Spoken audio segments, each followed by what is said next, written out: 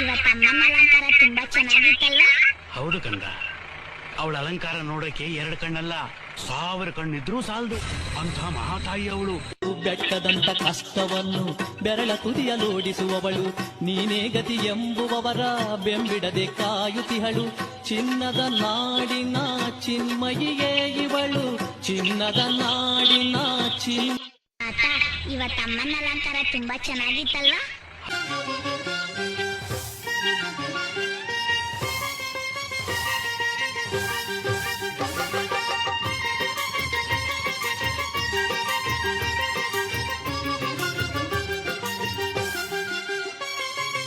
ಏಳೆಳು ಎಳವಾರ ಅರಗಣ್ಣ ತಿರುಗಣ್ಣ ನಿಜಗಣ್ಣ ಬಿಟ್ಟೋಳು.